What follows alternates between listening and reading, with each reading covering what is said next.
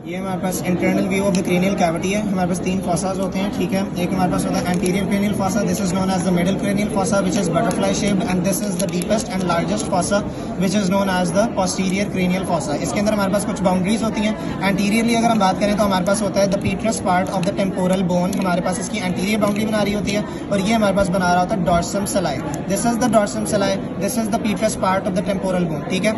और जो इसकी पोस्टीरियर बाउंड्री होती है वो बना रही होती है squamous part of the occipital bone, ठीक है। अगर हम मीडियन एरिया को ट्रेस करें फ्रॉम फॉरवर्ड टू बैकवर्ड्स तो सबसे पहले हमारे पास आ रहा होता है द डॉर्सम सेलाई, ठीक है। अब ये अगर हमारे पास आ रहा है डॉर्सम सेलाई, तो ये अब हमारे पास एक स्लोपिंग एरिया आ रहा है जिसे हम कहते हैं द क्लाइवस, ठीक है। क्लाइवस के बिल्कुल पीछे एक फोरामेन है बिग सा, जिसे हम कहते हैं फोरामेन मैग्नम। अब ये जो हमें स्प्लिट आउट नजर आ रहा है, this is known as the vermian fossa, और ये जो लाइन नजर आ रही है क्रेस्ट, इसे हम कहते हैं इंटरनल ऑसिपिटल क्रेस्ट, और ये जो प्रोट्यूबरेंस है this is known as the internal occipital protuberance, और इसकी साइड से जो हमारे पास 2 लाइंस नजर आ रही हैं this is the transverse sulcus, clarified. अब ये हमारे पास इस क्रेस्ट की आइदर साइड से ऊपर 2 फॉसाज हैं जिन्हें हम कहते हैं द सेरेबेलर फॉसा, ठीक है। और ये जो पार्ट होता है ना ये वाला, this is known as the mastoid part of the temporal bone, ये mastoid part of the temporal bone है। इसके अंदर कुछ फीचर्स हैं, अगर हम इसे इस तरीके से दिखाएं तो ये हमने कहा था डॉर्सम सेलाई है, ठीक है।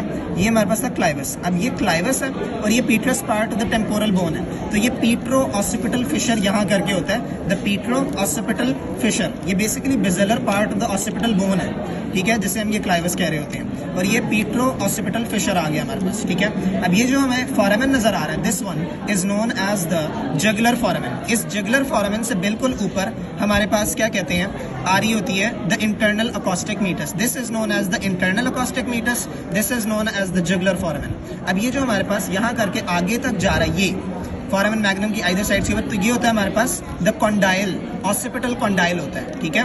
अब इस ऑसिपिटल कॉन्डाइल के अंदर हमें ये फॉसा नजर आ रहा है, this is known as the anterior condylar canal और द हाइपोग्लॉसल कनाल, ठीक है।